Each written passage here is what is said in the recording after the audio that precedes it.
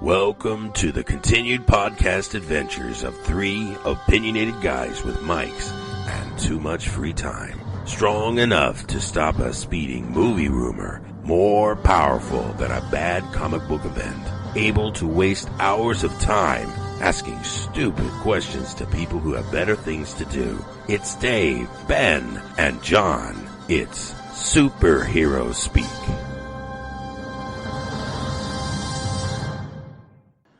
Hey everyone, you're listening to Superhero Speak, and I'm your host Dave. And John. And JD. And this week, boys and girls, we have a special guest with us. She is a 5-time female wrestling champion, and now she is coming out with her own graphic novel called The Adventures of the Queen Bee. So everyone, welcome Madison Rayne. How are you? I'm good. Thanks for having me on. No problem. I think it was your artist reached out to me on Twitter. Derick, yes. Yeah. And he was very excited to get you on, and then I've been emailing back and forth with someone, I guess your representative. That would be my husband. Ah, yes. Okay. We can call him representative, though. That explains the excitement. Cool. Yeah, Derick, he's the artist. He's kind of honestly the brains behind this whole project. I'm such a conceptual person that I come up with these ideas that are like way out in outer space, but then don't really know how to make them concrete, real things. Mm-hmm. Between Derick and Josh, my husband representative, they've really kind of done the majority of the work on this project, and I've just kind of given some creative input and fallen in love with it along the way. So yeah, I'm just as excited as they are, and I appreciate you guys having me on. Oh, no, cool. So you're actually only the second wrestler that we've had on the show, and you're the first female wrestler. Okay, who is the other one? Brimstone. Okay. And he has actually a book called I think it's Brimstone and the Bloodhound Gang, that he's had out for a couple years. That sounds lighthearted and oh yes, and very, happy. very much so. So I'm kind of curious. Was wrestling something you always wanted to do? Yes, and then no, and then yes again. Okay. So I am the baby in my family. I'm also the only girl. I have 2 older brothers. Mm-hmm. So on Monday nights, every week, it was my brothers and my dad would sit down and they would watch wrestling. And I quickly figured out that was my way of like bonding with them and trying to fit in and be cool, even though I'm several years younger than both of my brothers, and they probably really just wanted me to go away. But I started watching wrestling with them from a very young age. Fell in love with it. I remember seeing Shawn Michaels for the first time and just like being absolutely captivated. And then when I saw my first ever women's wrestling match on television, I was like, holy crap, like this is what I want to do. I want to be that. And I was like 9 or 10 at the time. Mm-hmm. And so I was a diehard wrestling fan for many, many years, like through junior high. And then, in high school, like you go through that phase where like, if it's not cool, you don't want any part of it. So, I completely went the other direction. I did pageants and I was a cheerleader and I ran track and like did all of the girly things. So then I graduated high school and I just went to a local like community college, with no real like athletic departments, and so I started training for a fitness competition, and again something that I did with my brothers. Mm-hmm. And I walked into my local gym one day. Like I grew up in the smallest of small towns in Ohio, and so to walk into my gym and I saw a flyer for a wrestling show, and then kept reading and found out that in this little town there was actually a wrestling school that I had no idea existed. It was just one of those moments where it was like meant to be. And I went to the show. And then the next day I walked into the gentleman's school And I said, hi, I was at your show last night. I want to be a wrestler. And everybody looked at me like I had 12 heads. I was the first girl that had ever gone to the school and wanted to train. And I did. Like, I had a part-time job, and that's what paid my wrestling tuition. Mm-hmm. And I had just graduated high school that spring, so I was barely an adult, and that was the first thing that I wanted to do. Well, I was also going to nursing school at the time, and after training for a bit and like absolutely falling in love with doing the wrestling thing, I told my parents, so I can't do both of these things. I can't devote my time to it. I'm going to drop out of college and try to be a wrestler. I had a 4.0 in college, and so that was a trying time between my parents and I. But yeah, I mean, to answer the question that you asked me an hour ago, yeah, wrestling was something that I grew up kind of loving, and it was a special thing for me and my brothers and my dad to watch and do. So now it's kind of come full circle, and I watch it with my daughter, and I still watch it with my dad when I go home. And so, yeah, it's always been kind of ingrained in me. Okay, so the last time I watched wrestling was back when King Kong Bundy was a thing. Okay. So I am kind of out of my element here until we get to the comic book stuff. But wait, what is in wrestling school? I mean, like, I have this image in my head. It's something like what my brother described to me when he went through Marines boot camp. Well, I've never been through a Marine boot camp, so I'm not 100% sure. But like, if you've ever seen, there was a reality show for many years called Tough Enough, and it was a WWE reality show, and it took a cast of men and women through like what it took to learn how to be a wrestler, and like you learn how to fall properly, and you learn how to run the ropes properly. And to somebody who doesn't know much at all about wrestling, that just sounds like, oh, okay, so you learn how to fall down and run. But those wrestling mats, especially, like, I started and I was 104 pounds, so it's all very unforgiving, and it's kind of like weightlifting. You have to train your body to be accustomed to the torture that you're putting it through. Mm-hmm. So, I mean, it's just like any athletic sport, I guess, that you would learn to do. You go to practices, you learn the basics, and then the more advanced you become, you learn different moves. And I mean, spoiler alert, I think everybody in 2017 knows that wrestling is it's not real. So you learn how to essentially, like, not fake fight. I don't want to say that and bury something that I love so dearly, but you learn how to take care of one another. It's a bit of a dance, and you learn how to execute moves and make them look really intense and very impactful, but at the same time, like, we're all wearing sparkly leotards, so we're not really out to hurt each other, obviously. So, like, you just learn. You learn how to dance with your partner in the ring. From what I understand, it's harder to learn how to not hurt people than it would be if you were just learning to actually wrestle, I guess.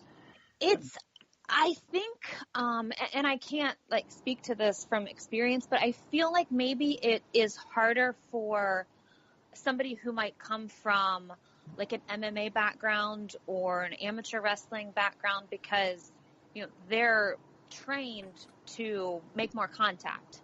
Mm-hmm. Than what in an ideal situation you would as a wrestler. So, I know that there are a lot of crossover athletes right now coming from MMA and different martial arts backgrounds, and I think, or I would assume anyway, it might be a bit more difficult for them to retrain themselves on how to be slightly effective with their moves, but not to the point of actually wanting to hurt somebody, if that makes sense. So, like, pull punches instead of throwing with your weight behind it and all that?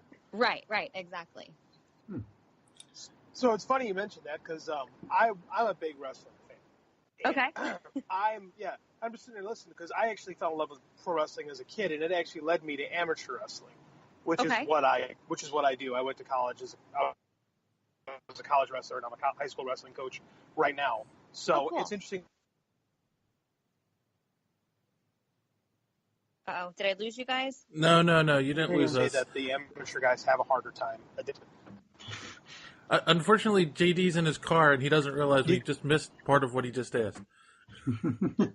Yeah, I stopped being able to hear after you're a high school wrestling coach. Yeah, I'm actually a high school wrestling coach driving home from practice right now. Multitasking. Yeah, you can see what's more important. Yeah. I can get paid to coach wrestling. So anyway, like I was saying, no, I've heard, like, a lot of my friends that have tried to make pro wrestling talk about how difficult it is to kind of learn to hold back a little bit. Yeah, I mean, and again, I hurt someone. Right. I think what he said is that he has spoken with people who find it difficult, or who are basically in the situation that I spoke to about, like having to hold back a little bit and not, if somebody is several years into being trained as a professional wrestler and an amateur wrestler comes in and like literally, like if somebody came in and threw me around the way that you guys do in amateur wrestling, I would probably feel like I did something to upset them. And want to sit down and talk about it and maybe hug it out over coffee. But no, like in all seriousness, I don't mean to make light of what I've done and what I've made a career out of. Because, it obviously it's an art form. It's a sport. It's something that, I've never had an off season in the 10 plus years that I've been doing it. So, it's absolutely a sport. It's just, we don't claim to be a full contact sport, if that makes sense.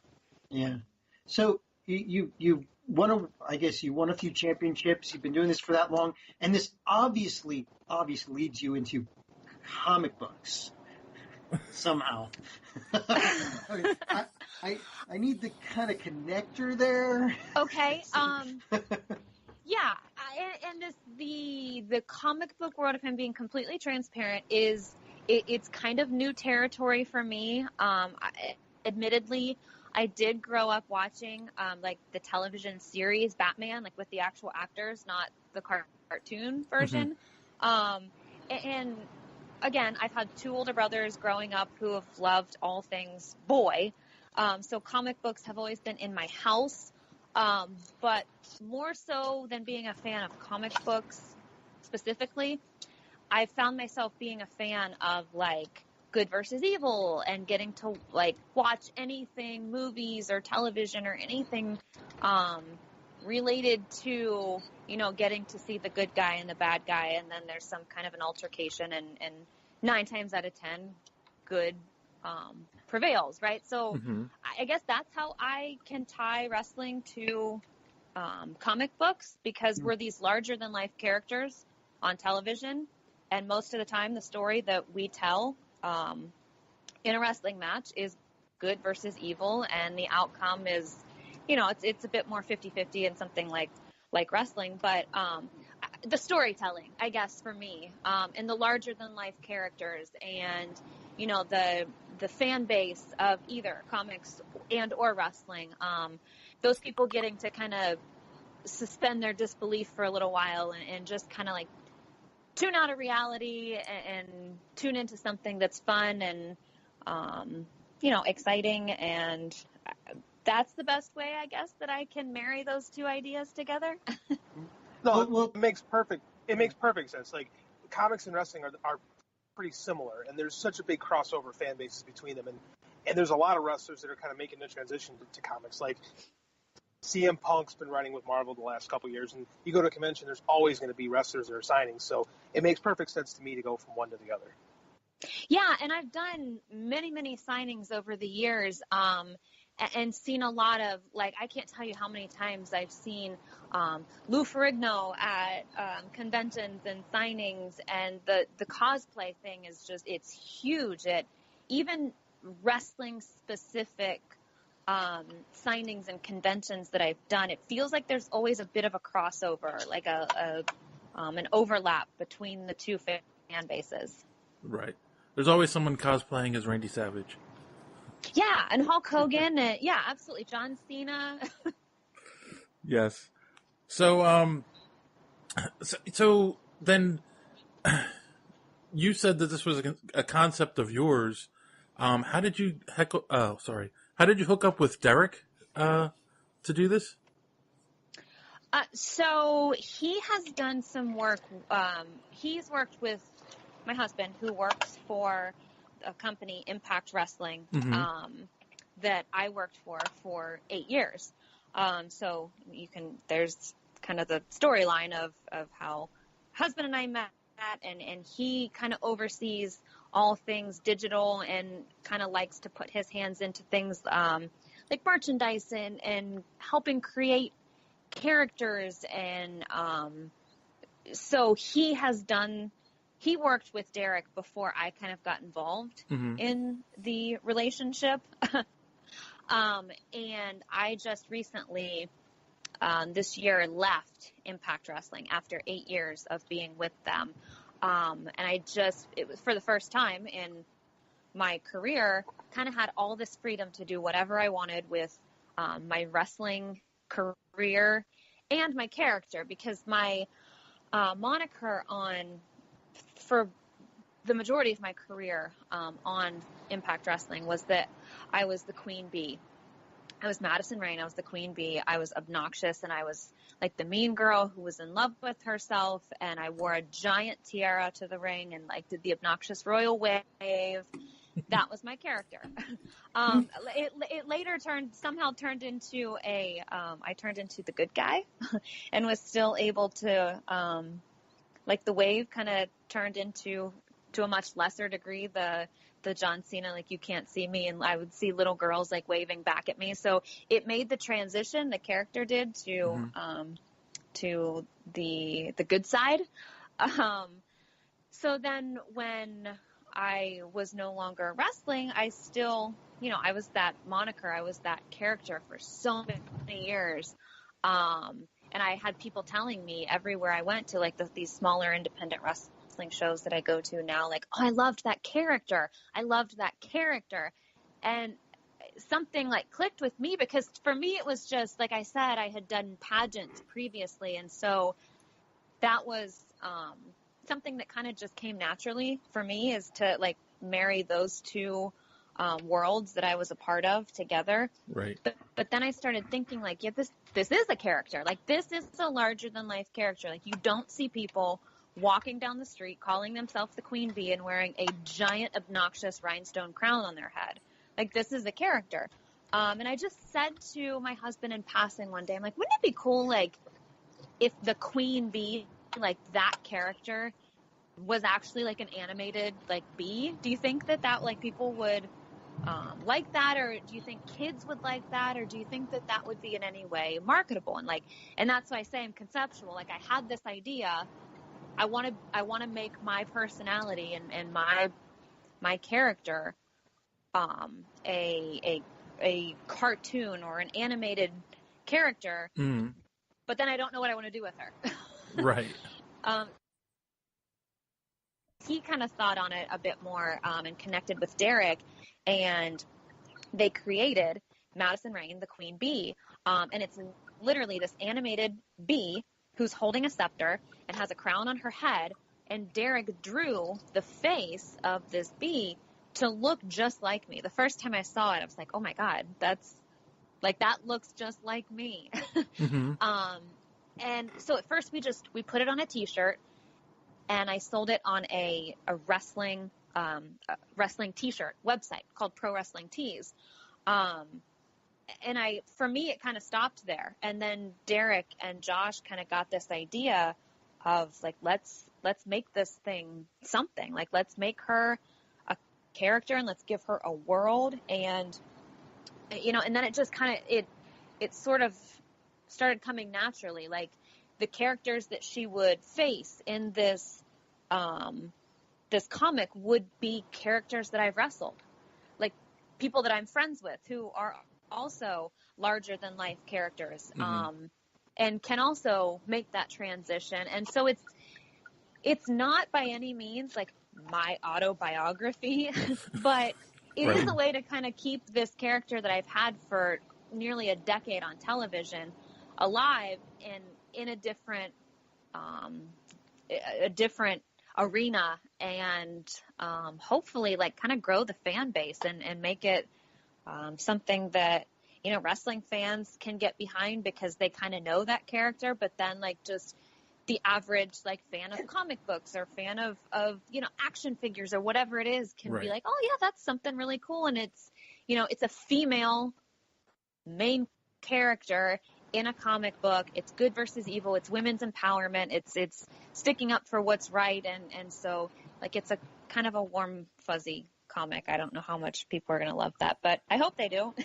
So you mentioned little girls and children a couple times. Is that who like your target audience is? I would like for it to be. Okay. I have a 4-year-old daughter, so in everything that I do, I try to make it like fan friendly for her. Right. So at the same time, my husband is a huge comic book fan. So going through this process, I can get his opinion on things as an adult, but then I can also show her a picture of all the characters and be like, hey, do you think that she's pretty? And do you think that this character is mean? And so I get feedback from both kids and adults, I guess. No, I mean, that's good. As a parent, I totally understand wanting things to be family friendly. We actually have friends of the show, HB Comics. They have a comic out that's called Laser Man, which they strive to make sure that it's family friendly for, you know, kids of all ages. And you know, they say that it's tough because a lot of comic fans look to older, you know, titles nowadays, but you know, that's what's important to them. So, you know, I think it's great that other creators want to do that. Yeah, I mean, I guess to answer your question, yes, that is kind of my target audience.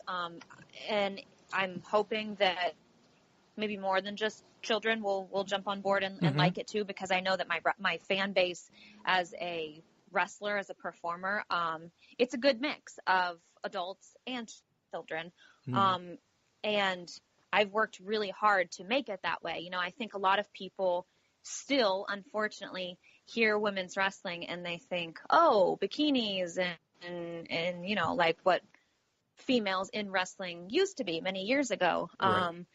So, and I also think like I'm not going to get on a soapbox about this, but there's just so much negativity like in the world, and being in a position where I have a bit of a voice.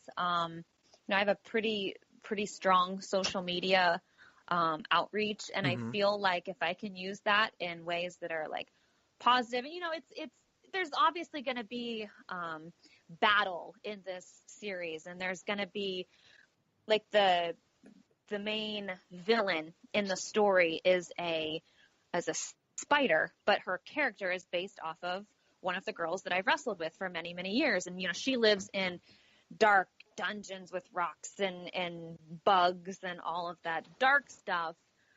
So as I'm explaining all this, you can kind of see that it's not like gory and graphic and like the main villain is a bug. That's Rush, right? Yes. Yeah. No, I'm cheating. I'm looking at your Kickstarter.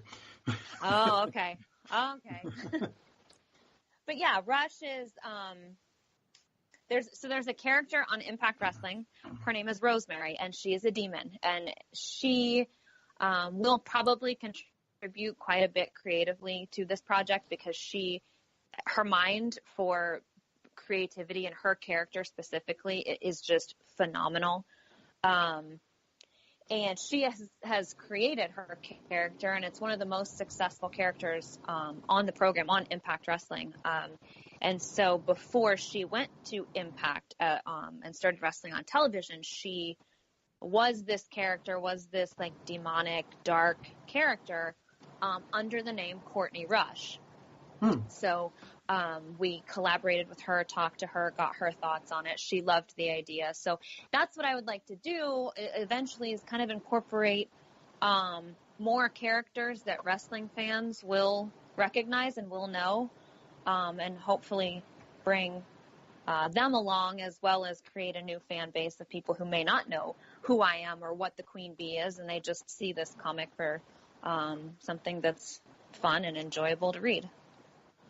Cool. I can vouch. That's one of the coolest things on Impact. She's freaking awesome. I'm excited to hear that, actually.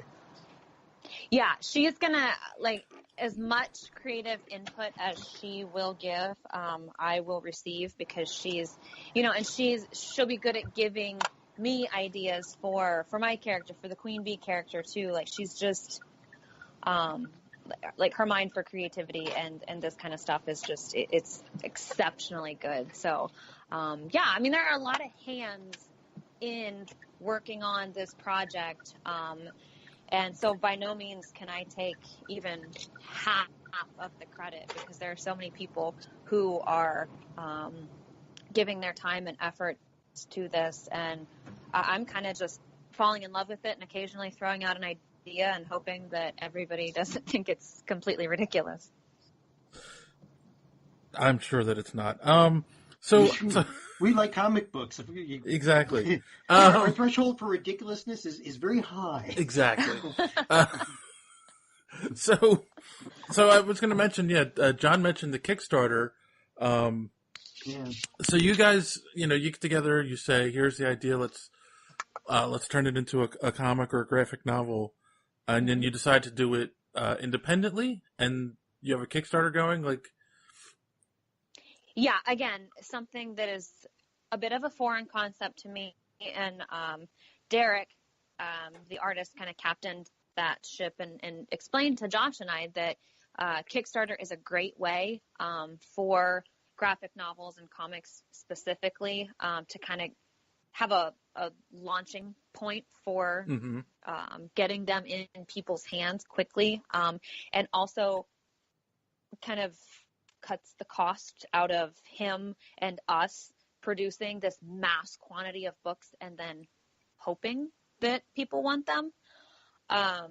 So the Kickstarter thing was something that was kind of new to me. And, we set our goal really, really high, because there are some graphic novels on Kickstarter that are backed by hundreds of thousands of dollars. And I don't know how, and I don't know what that process looks like and how they became that wildly successful. And I was hopeful that maybe that would be that we would catch lightning in a bottle that way too.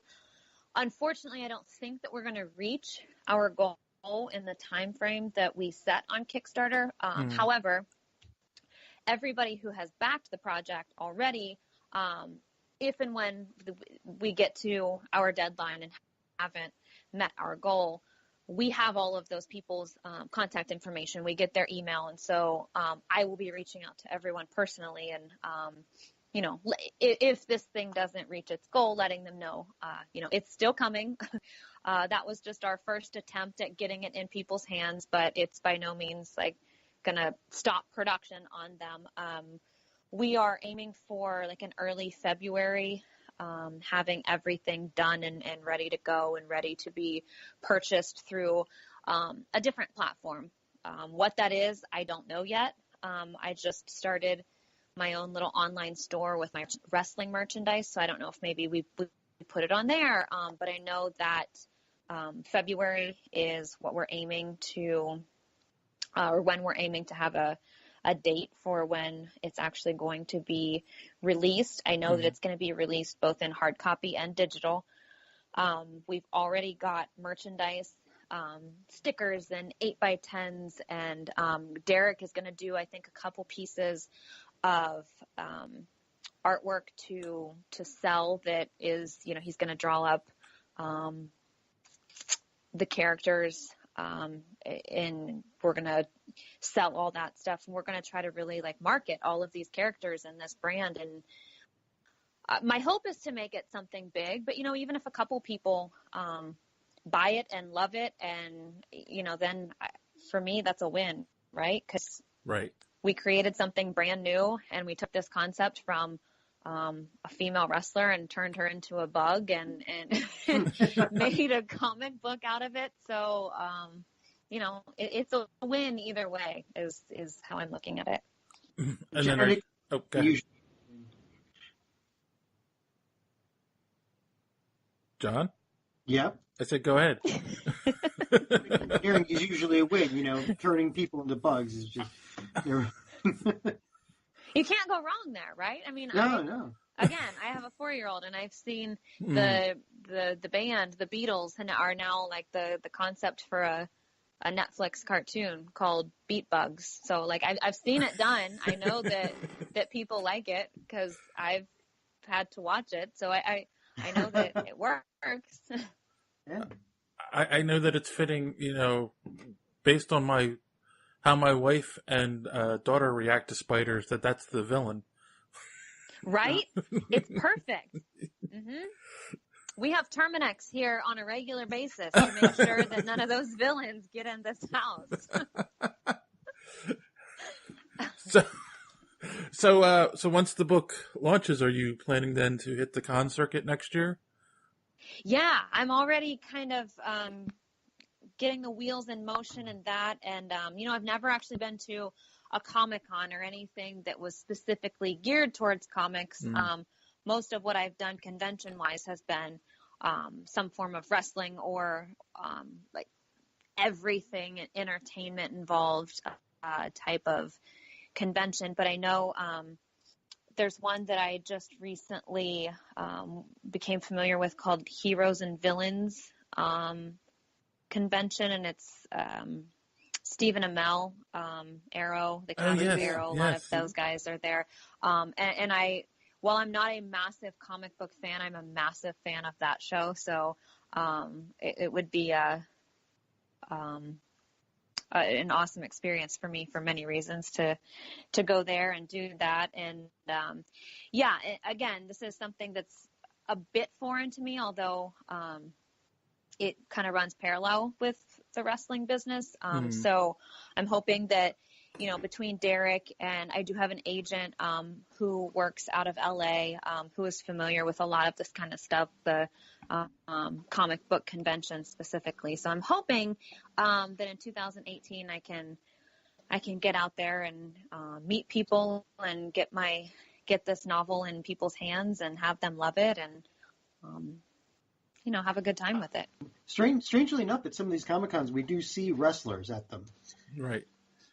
So yeah, I mean, it really, I feel like it is a natural progression to implement some facets of wrestling into a comic book series. I mean, a lot of what wrestlers do, we learn how to wrestle and that's one thing, but if you can't connect with an audience and you can't make this character larger than life and make thousands of people who are buying tickets come and either want to really cheer for you or really boo you, then you're not doing your job. And, that parallels with what a comic book does, right? You want to cheer the good guy and hope that he wins, and you want to boo the villain. Right. I mean, it's funny because my wife always described wrestling as not what JD does, as soap operas for men. And then when comic book shows started becoming more popular, like The Flash and Arrow, she's like, they're like soap operas for men. So see, they marry very well together. Yeah, they do. And there's just off the top of my head, there's a character, a wrestler, who was the Hurricane in WWE, Shane Helms. He worked at Impact Wrestling with me for a few years, and his character is literally a superhero. He comes out with the mask and the green cape and everything, and people love him. Kids love him. Adults love him. Like, every age of wrestling fan loves him. So it really is in my mind, and what made me want to do this comic book and really put a lot of time and effort into helping it grow is the fact that it does feel so natural, and it does feel like, if I can take this character that I had for so long in a wrestling arena and just that quickly in my brain turn it into an animated character. And then within a couple weeks, 3 or 4 of us are working and have the framework for this, first book of hopefully many. That's another thing, like when you do something that is in any way, you're trying to pull in an audience, you want to make it easy to understand, right? You want to make it very relatable. And I feel like that's what this is going to do, because the character, the queen bee, Madison Rayne, is so like positive and happy, and she lives in bright colors, and she's friends with a fox and a bunny. And then Rush, the spider, lives, like I said, in dirt with other bugs and darkness. And so it should be very easy for people to understand. Right. So do you have any fear that people won't take you seriously? Won't take the comic book seriously because of your association with wrestling? Or do you not think about that because, you're just the wrestling fans, you will be an actual audience for this? I don't ever worry about people not taking me seriously. I mean, I'm the age that I am, and have made an exceptionally good living off of being a professional wrestler who travels the world and wears spandex and has these matches with her friends. Like, so when I talk to my friends who are now like lawyers and doctors and do things that are very, honorable in society, and I'm still doing like professional wrestling, I've never worried about people not taking me seriously, because by doing something that people don't really generally take seriously, I've traveled to places in the world that I didn't know existed. Right. So no, I understand that what we're doing, like, it's not like blood, and it's very different from probably what most comic books are, and there's not a lot of, I mean, it's darkness, but it's not really, right. And it's probably gonna get over more with a younger fan base, and I'm totally okay with that. Right. So, if wrestling fans look at me and go, wait, you built your career, this successful career, and now you turned yourself into a bug, like, I don't care.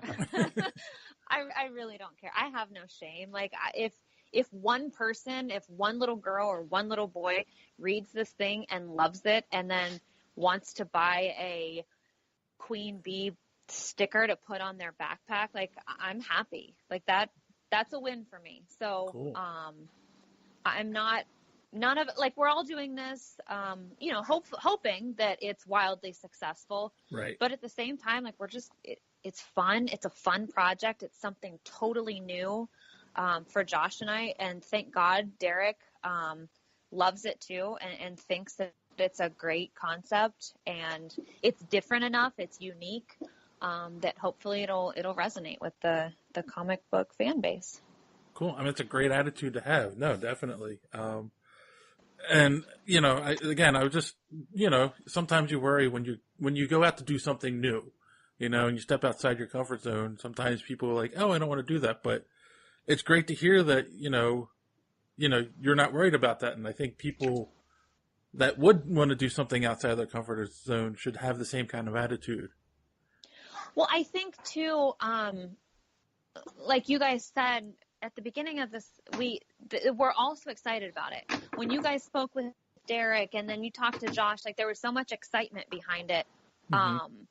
So we're just excited to do it. And if we're that excited, it must be something pretty good, right? Like, we wouldn't get that excited about something that any of us are looking at and going, yeah, this is really mediocre. So, I mean, there are going to be people that don't like it. And, there are people that don't like the way I wrestle, or there are people that don't like professional wrestling. That's okay. Like, not everybody's going to love it, but hopefully enough people do that there is a reason for us to create a second installment of this, because I've already got ideas of who I want to be on my side and who I want to be my allies. And so now that it's kind of started and Derick has really brought it all together for me so I can see it visually, now I can kind of take the ball and run with it and give him new ideas and collaborate more than just sitting back and going, yeah, guys, good job. I like it. Right. Well, that's the thing about this. You don't need everybody to get on board with it. Like Tyler James in Comics Launch always talks about your 1,000 fans, your true 1,000 fans. And with a self-distribution model, all you need to do is find the right people and the right niche to fit into. Whatever anyone who's not into what you're doing, they don't matter anyway, because they're not going to be into what you're doing. So just focus on the people that are going to get excited for it. And if you're marketing it toward kids, go with that. Go all out with getting it into their hands. Because anyone who's not into the idea, they're never going to be. So it doesn't matter anyway. Yeah, exactly. And, there are, because it's so, I don't want to say, like, it's not cheesy. Like, it's very cool and it's very detailed, and the pictures and the concept is very detailed. But we're bugs. Like, we're forest creatures. So, the possibilities of how to market this stuff, they're endless. There are going to be, there could be action figures and plush toys and, that's what we get excited about, thinking about the possibilities when people fall in love with it, not if people hate it. Right. Cool. So in the beginning, you talked about your brothers and being the youngest of three and falling in love with wrestling because of them. Are they jealous now of your success? No, they're not. They love it. They think it's super cool. They sometimes tell me to wrestle in pants instead of like shorts or skirts. But no, like they're not jealous at all because they loved it as fans. Like it was never anything that they wanted to do. Okay. My oldest brother was like well on his way to playing professional baseball. Like that was what he loved doing. Mm-hmm. My other brother loves like getting his hands dirty, and he loves it. He can tell you literally every piece of a car down to like the very last nut and bolt and what they all do. And I couldn't know less or care less about that. So we all had these other things that we really loved, and wrestling was just my one that I kind of took off with. Cool. Yeah. So you talked about you saw your first female wrestling match at 10. Who was it? What match did you see that made you fall in love with it? It was Alundra Blaze and Bull Nakano. Man, that's the same one. That was the first female wrestling match that I remember seeing too, growing up. Yep, and it was the one, I still remember this like it was like yesterday because it wasn't that long ago. I'm not that old. Bull Nakano was the champion. Alundra Blaze came out. She won the championship, and then that big giant woman, Bertha Faye, came out and attacked her. And I was 10, and what I was watching was so easy for me to comprehend and understand. The pretty blonde who everybody was cheering for just got beat up by the two like darker, villainous looking women. So again, from a young age, like I've loved that good guy versus bad guy story. So you're done with Impact now. Like you're not with them anymore. What's next? Like, do you see yourself continuing to wrestle? Are you going to kind of like fall back and kind of focus more on developing these properties, or kind of what's the future with you? I would say that 2018 is going to be very busy for me, both with wrestling and hopefully with developing these characters and this comic series. Am I done wrestling? No. And I thought maybe for a brief moment when I left Impact that maybe I was, but no. I recently had the opportunity to go to the WWE Performance Center in Orlando. Had a tryout with them. That was amazing. I've been working a lot for Ring of Honor, another huge and up-and-coming wrestling promotion. They've been around for, I think, 15 years. And I am not contracted with Impact, but have gone back and wrestled a couple times with them. So I guess across all platforms, I'm kind of just doing my thing and seeing what I fall in love with the most and what I want to do the most. And my parents are so happy because I'm also in the midst of all of this going back to nursing school. Wow. So yeah, I'm doing everything. And then whatever one thing I fall in love with the most is probably where I'll invest a little bit more time. But, I'm fortunate enough to have the time and the energy to do everything. Until I can't do everything, I'm going to keep doing everything. So that's cool to say. Like, I'm curious though. Like I mentioned I'm a fan, so now I'm going to get my fan stuff out. You've been with Impact for a long time, and Impact's been a crazy company as far as like changes in leadership and direction and ownership goes, especially the last couple of years. What's that been like? Yeah, I mean, like, just as a fan, you read these things, you're like, this is for the comic folks who have no idea. Like, what's it been like on the inside, kind of dealing with the craziness that is Impact? Yeah. For about a year,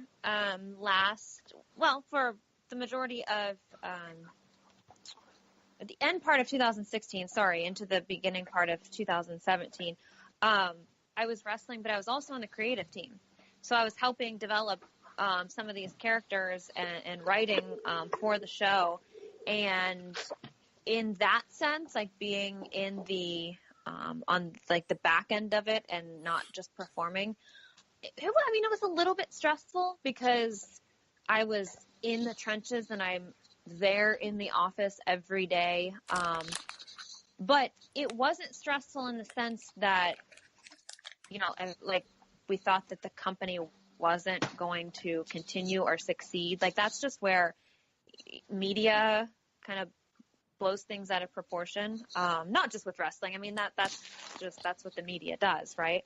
But it was more stressful because people were reading that, and because the talent was reading that, and they were reaching out and they were concerned. And so I never, I was there for so long. And people, from shortly after I started, until just this past summer when I left, they were always hating on the company. They were always saying like, oh, well, it's not going to last. And it always does, because it's a good product. It's a solid wrestling product. It's an alternative product to WWE. And I think that wrestling fans like that. They like to have options. They like to have something else that they can watch. And as long as you're putting out a good product, they don't care what's going on. Like, I don't care what happens behind the scenes on Arrow. I just want to like Arrow, and I want to watch the show. So I think that real wrestling fans just wanted to watch wrestling. And that's what we focused on. That's what we thought about, not, the internet saying that the lights weren't going to be on in the studio to film television, because they always were. They always were.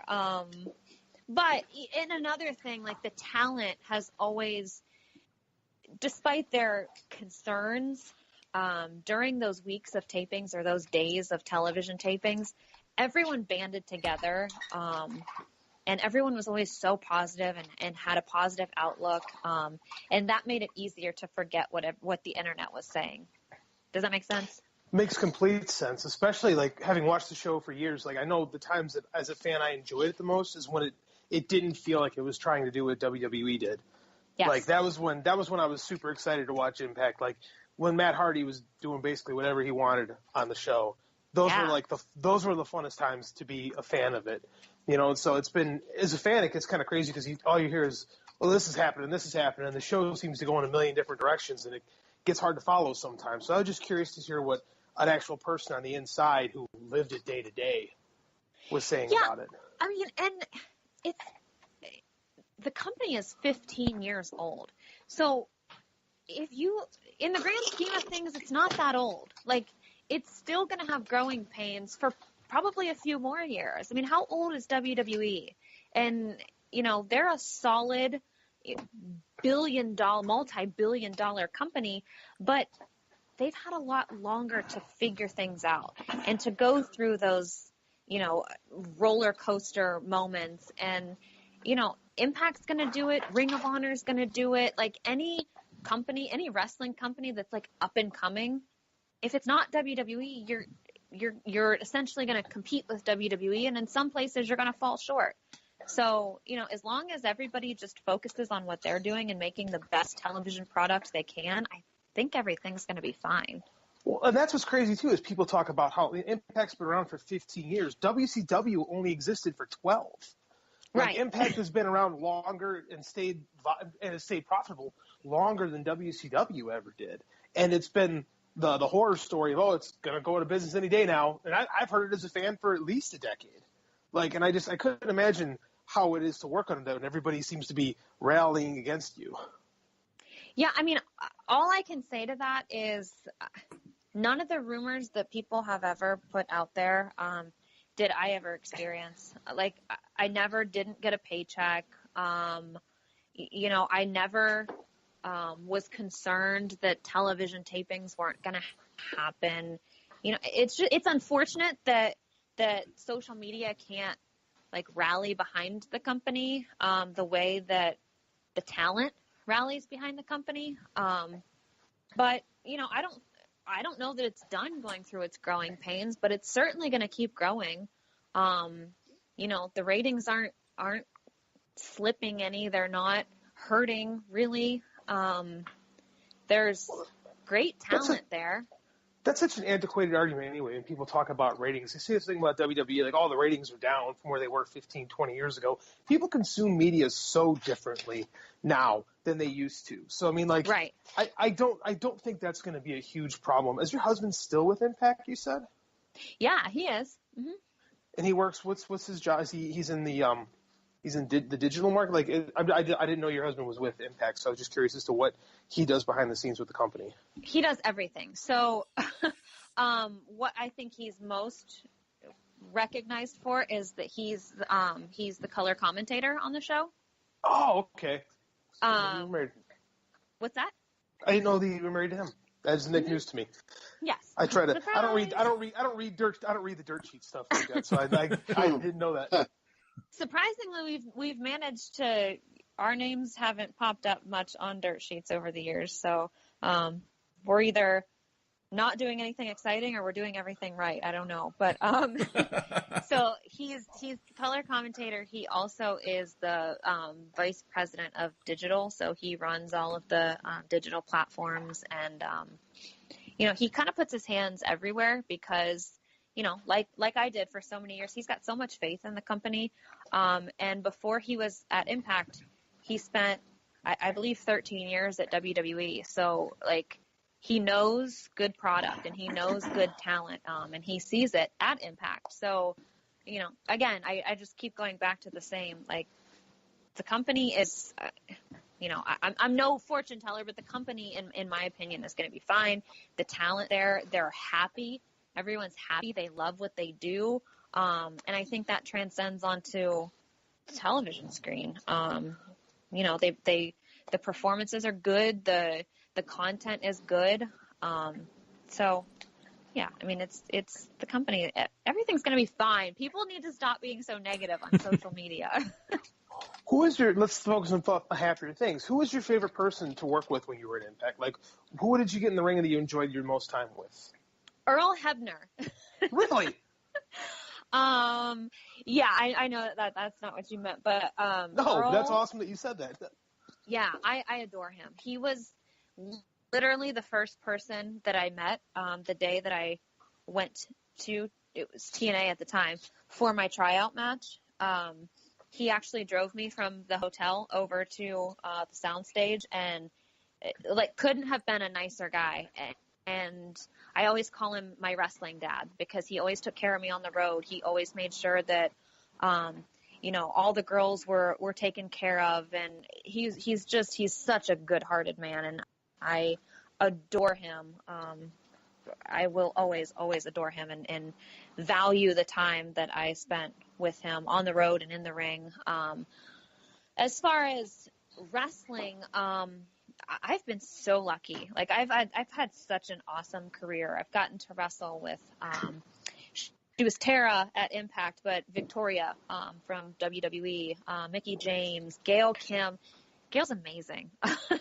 I would say probably Gail definitely pushed me outside of my comfort zone the most, and helped me grow the most. But I just had such a good time there, like with everybody, even like the current roster of females that I only got to work with for a short period of time. Like the one thing about Impact that I think has been the most consistent throughout all of the highs and lows is its women's division. I 100% agree with that. The Knockouts division is, when the WWE was just doing like the sillier aspects of women's wrestling, TNA was doing real women's wrestling, and it was athletic and fun to watch. And so I'm just kind of cool to hear you praise Gail Kim like that, because she was someone I've been a fan of for a long time. So it's neat to hear that. What is the favorite angle that you've done in the company? Is there like the focusing on the creative stuff? Like, is there something in particular, like a storyline that you really like taking part in that kind of sticks with you? I mean, I have to say being part of the faction, the Beautiful People, because it was so big. Like, maybe even ahead of its time, because you watch WWE now, you watch Raw and SmackDown, and they've got these factions of women. It's stables of 3 women, and they're running their women's divisions, and that's essentially what we did 8-10 years ago. And from the moment that I started at TNA, like I got to be a part of that group, and I got to, experience such success with Velvet and Angelina were the two other members, the 2 other women that I got to wrestle and travel with. And it was fun because they were like the mean girls. We would put paper bags on our opponents' heads, like, because they weren't pretty enough. So it was fun because that's not me generally. Like, I try to be a good, nice person. So it was fun to kind of turn that on and play that role. And from that, either organically or accidentally, I'm not sure, came the Queen Bee, because it wasn't written for me. It wasn't scripted for me. I just said in an in-ring segment one night that I was the Queen Bee of the Knockouts division, and that was it. From that moment on, I was the Queen Bee, and that was, again, like 8 years ago.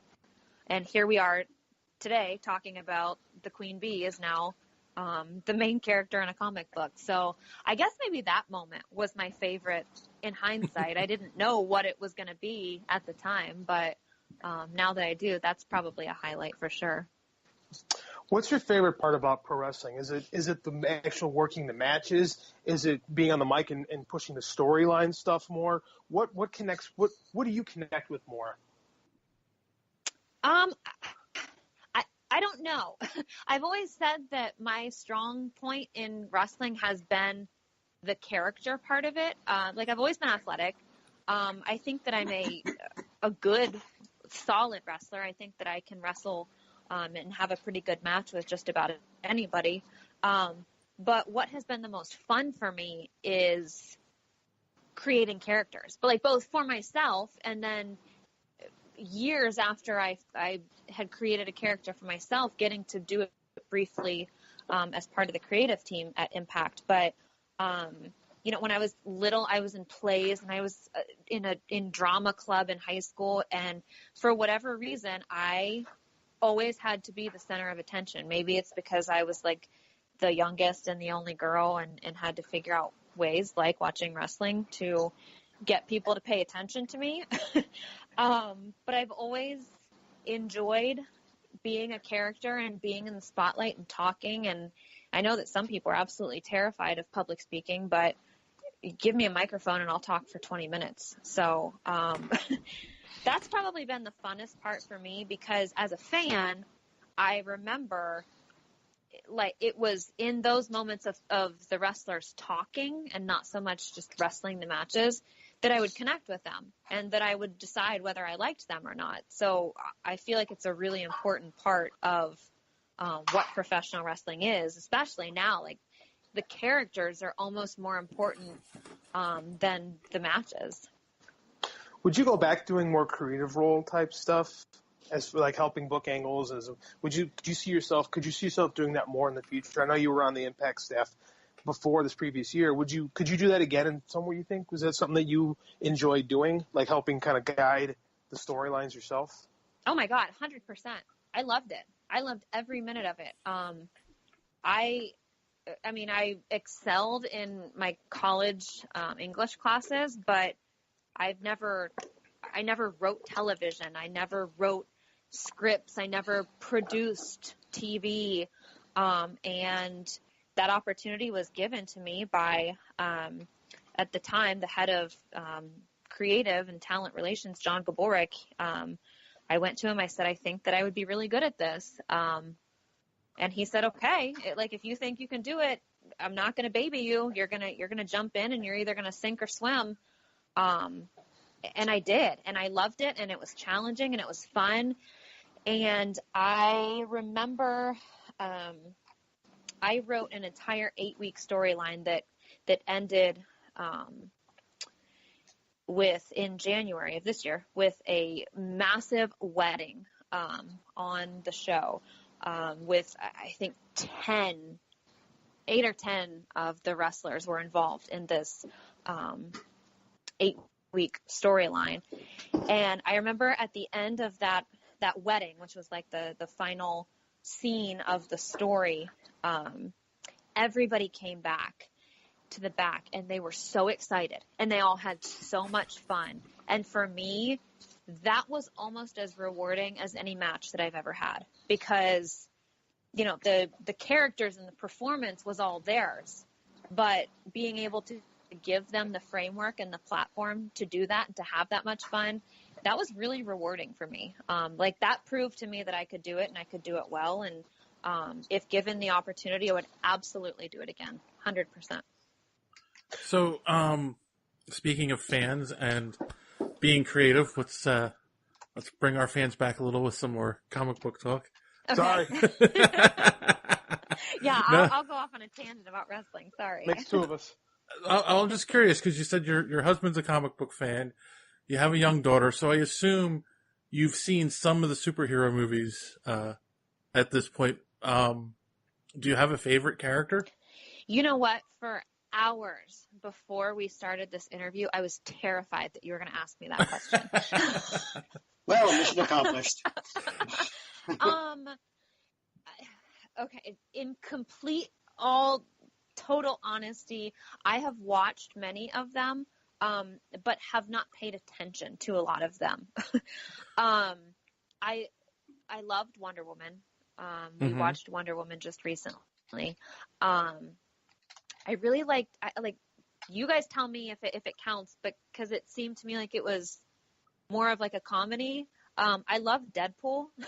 Oh yeah, no, definitely that Who counts. doesn't? I thought that was hilarious, and maybe that's why I'm kind of not worried about my about this Adventures of the Queen Bee failing, because it's not the same. It's not, but it's funny action comic, kind of like what I thought Deadpool was.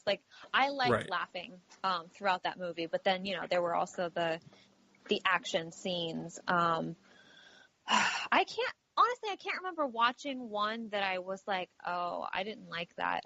But I would say if I had to pick one, and I know that it was just recent, maybe that's why it's popping into my head, but I really liked Wonder Woman. And again, it's probably like the women's empowerment, and my daughter told me one time, she came home from preschool and said that she told her teacher that she wanted to be a wrestler like her mom when she grew up. And I said, oh, really? Why? And she said, because you're like Wonder Woman. So maybe I'm a bit biased, and that's why. But yeah.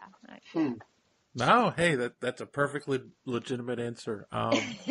You also mentioned you were a fan of Arrow. Now, are you a fan because you really like Arrow, or are you a fan like my wife because you like seeing Stephen Amell without a shirt on?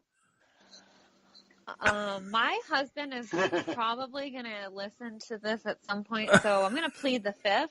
Okay. Yeah. It's not. I mean, I really do enjoy the show. And Josh and I's good friend, who is also a very, very successful wrestler, Cody Rhodes, had a guest role in an episode of Arrow. And so that was really cool for us to see too. But I mean, it's a fun, exciting show. And, you know, for all the wives who watch it, there's just that little bit of like a love story that makes it okay for us to get through too. So it gives everybody in the house something to watch for. Right, exactly. Cool. So I need to talk to your wife. It sounds like she and I would get along really well. I think so. I actually do. My wife will join you guys well. Yeah, let's do it. Let's plan it. So we're getting, we're kind of at the end here. So there is a normal question we usually like to wrap up on, and that is, how do you measure success? Oh man. Do you guys listen to the Lewis Howes podcast? No. Nope. Okay. No. Okay. He's like a motivational speaker, and every guest that he has, he asks them, how do you measure success? So you guys will have to figure out who started asking that question first. How do I measure success? I guess I just gave myself this answer a few minutes ago when you guys asked me if I was afraid of, failing or people not taking me seriously. And I think that success comes in doing something that you love and getting to a point where you're not worried about that.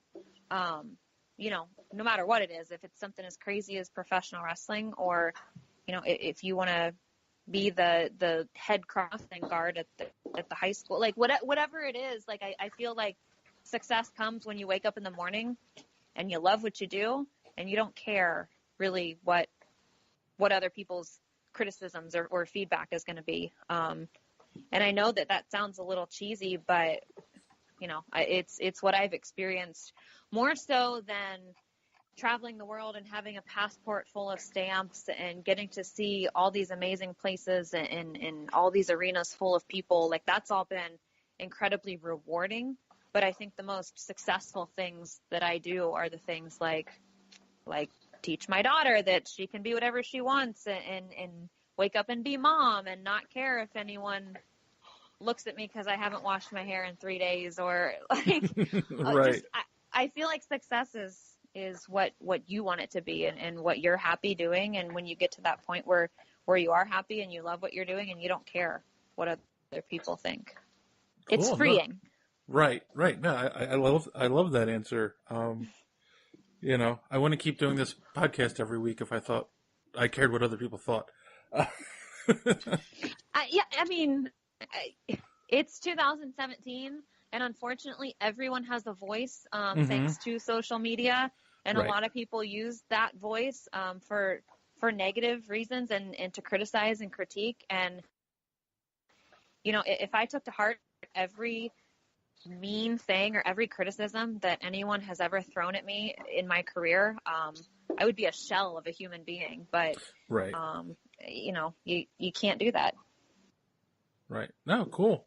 So I'm going to ask you now, where can people find you online, and where can people find the comic book?